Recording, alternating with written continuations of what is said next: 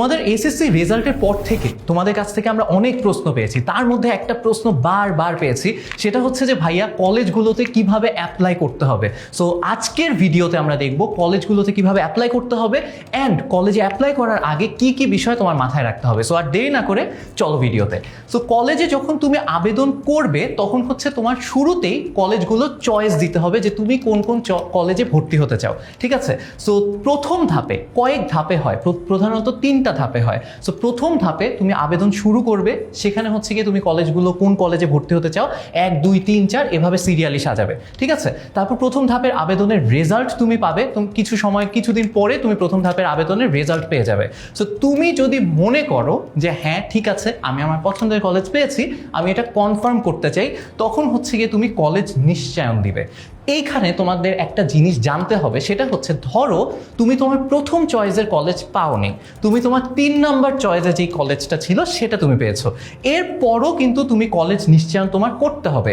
এখন ধরো তুমি চাও যে খুব ভালো হতো যদি আমার প্রথম চয়েসের কলেজটা আসতো, তোমার কি করতে হবে তখন হচ্ছে তোমার মাইগ্রেশনটা অন করে রাখতে হবে। এটার মানে কি ভাই, মাইগ্রেশন অন করে রাখলে কি হবে যে যদি তোমার প্রথম চয়েসের যে কলেজগুলো সেখানে যদি কোনো সিট ফাঁকা হয় তখন কিন্তু তোমাকে প্রথমে 2 নাম্বার কলেজ থেকে টানবে, তারপর 1 নাম্বার কলেজে যদি সিট ফাঁকা হয়, কেউ যদি ভর্তি না হয় সেখানে তোমাকে টানবে। সো তোমার তখনও সুযোগ থেকে যাবে যে 3 নাম্বার কলেজ থেকে মাইগ্রেট করে 2 নাম্বার কলেজ এবং সেখান থেকেও মাইগ্রেট করে 1 নাম্বার কলেজে যাওয়ার, ঠিক আছে। সো সবসময় মাথায় রাখবে যে যদি তুমি কলেজ নিশ্চয়নের সময় তোমার মনে হয় যে খুব ভালো হতো আমার উপরের দিকের কলেজগুলো যদি আসতো, তাহলে মাইগ্রেশন অবশ্যই অন করে রাখবে। আর যদি তুমি খুশি থাকো যে না আমি চাই না উপরের কলেজগুলোতে যেতে, আমি যেটা পাইছি আমি খুশি, মাইগ্রেশন অফ করে দিবা, কলেজটা তখন তুমি কনফার্ম করে দিবা, ঠিক আছে। সো কথা হচ্ছে কলেজ তোমার পছন্দ হোক না হোক, তুমি 3 নাম্বার কলেজে ভর্তি হও অথবা তোমার মনে মনে থাকুক 1 নাম্বার কলেজে যাবা, কলেজ নিশ্চয়ন কিন্তু তোমার করতে হবে। একটা সার্টেন অ্যামাউন্ট অফ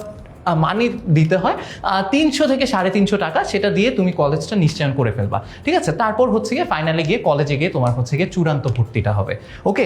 সো এবার হচ্ছে যেটা বলবো যে যখন তুমি কলেজ চয়েস দিবা, দেখো প্রসেসটা খুব সহজ, কিন্তু সবাই তোমরা যে জায়গায় প্যারা খাও সেটা হচ্ছে যে ভাই কলেজ চয়েস দিব কিসের বেসিসে, কিভাবে কলেজ চয়েস করব, সেটার জন্য আমি তোমাদেরকে কতগুলো জিনিস বলে দিই। সেটা হচ্ছে কি আবেদনের আগে তোমার 2টা জিনিস খেয়াল রাখতে হবে। একটা হচ্ছে আবেদনের যোগ্যতা কি। ধরো তোমার জিপিএ 4.5 এসেছে, এখন তুমি যে কলেজে ভর্তি হতে চাও, যেখানে আবেদন করতে চাও, সেখানে মিনিমাম রিকোয়ারমেন্ট হচ্ছে জিপিএ 5, মানে জিপিএ 5 এর নিচে ওখানে অ্যাপ্লাই করা যাবে না। তাহলে তুমি কেন সেটা চয়েসে দিবা? তাহলে তোমার হচ্ছে গিয়ে অপশন নষ্ট হলো একটা, সো তুমি সেটা করবে না। সো অবশ্যই আবেদনের যোগ্যতাটা দেখে নেবে যে তোমার যোগ্যতার সাথে সেটা ম্যাচ করে কিনা, সেটা দেখে নেবে। অ্যান্ড তারপর যেটা দেখবে সেটা হচ্ছে আসন সংখ্যা, যে ওই কলেজের সিট কেমন। অ্যান্ড অবভিয়াসলি তোমার প্রিভিয়াস ইয়ারের হিস্ট্রিগুলো দেখতে হবে যে ওই কলেজে কত মার্কস পেলে ওখানে ভর্তি হওয়া যায়।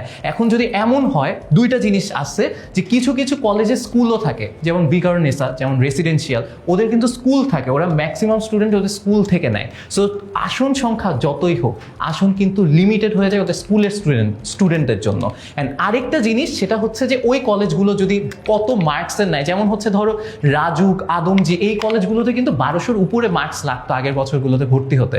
সো তুমি যদি 1200-র নিচে মার্কস থাকে তাহলে এই কলেজগুলোতে অ্যাপ্লাই করো না, ঠিক আছে। আর হচ্ছে গিয়ে আর তোমার নিজের জন্য কি কি জিনিস খেয়াল রাখা উচিত, যে ক্লাস কেমন হয়, ক্লাসের মান কেমন, বড় ভাই আপুদের কাছ থেকে শুনে নিতে পারো। এক্সট্রা কারিকুলার অ্যাক্টিভিটিস, খেলাধুলা, ক্লাবিং, এগুলোর দিকে যদি তোমার ইন্টারেস্ট থাকে, সেগুলো তুমি যদি চাও এগুলো এক্সপ্লোর করবা, তাহলে তুমি যেই কলেজগুলোতে এগুলো বেশি হয় সেখানে তুমি অ্যাপ্লাই করবা। অবভিয়াসলি কলেজের স্ট্রাকচারাল অবস্থা কেমন, মানে ধরো কলেজ ভাঙাচোরা, ভেঙে পড়তেছে, বেঞ্চ ভেঙে খুলে পড়তেছে, সেই কলেজগুলোতে অবভিয়াসলি অ্যাভয়েড করা উচিত। অ্যান্ড অবভিয়াসলি সবচেয়ে বেশি ইম্পর্টেন্ট যেটা, বিগত বছরের রেজাল্ট। কারণ হচ্ছে ওই কলেজের রেজাল্ট কেমন হয় সেটার বেসিসে অ্যাকচুয়ালি স্টুডেন্টরা ওইখানে গিয়ে ভর্তি হয়, ভালো স্টুডেন্টরা ভালো কলেজে গিয়ে ভর্তি হয়। সো তুমি যদি ভালো রেজাল্ট করতে চাও, এমন কলেজে ভর্তি হও যেখানে আগে থেকেই রেজাল্ট ভালো, তাহলে সেখানে ভালো স্টুডেন্টরা যায়, তুমিও একটা ভালো পরিবেশ পাবা, ঠিক আছে। এরপর হচ্ছে গিয়ে কলেজ চয়েস দেওয়ার ক্ষেত্রে তোমার কয়েকটা জিনিস মাথায় রাখতে হবে, যে তুমি মিনিমাম 5টা কলেজ চয়েস দিতে পারবে। এমন না যে আমি ভাইয়া আমার অনেক মার্কস, আমি পুরো বাংলাদেশে সবচেয়ে বেশি মার্কস পাইছি, আমি একটা কলেজ চয়েস দিলে ওইটাই আমার আসবে, আমি একটা চয়েস দিব, হবে না। তোমার মিনিমাম 5টা চয়েস দিতে হবে, এটা হচ্ছে 1 নাম্বার জিনিস। আর 2 নাম্বার জিনিস, ম্যাক্সিমাম তুমি 10টা চয়েস দিতে পারবা, ঠিক আছে? এটা একটু মাথায় রেখো। অ্যান্ড এই জায়গায় তোমার আরেকটা জিনিস মাথায় রাখতে হবে, তুমি যখন কলেজ চয়েস দিবা তখন তুমি দেখবা 3টা কলেজের নাম, নটর ডেম, হলি ক্রস আর সেন্ট জোসেফ, এই 3টা কলেজের নাম ওখানে থাকবে তুমি যখন চয়েস দিতে যাবা। বাট তুমি যদি ওই কলেজগুলোর নাম দাও তাহলে কিন্তু তোমার যে ম্যাক্সিমাম 10টা চয়েস দিতে পারতেছো তার মধ্যে 3টা অ্যাকচুয়ালি তুমি নষ্ট করতেছো, তুমি 3টা অপশন নষ্ট করতেছো। কারণ ওই কলেজগুলোতে ভর্তি পরীক্ষা হয়, ওদের ভর্তির প্রসেস পুরাই আলাদা, ঠিক আছে? ভর্তি পরীক্ষা হয়, ওরা নিজেরা ভর্তি করে নেয়, ওকে?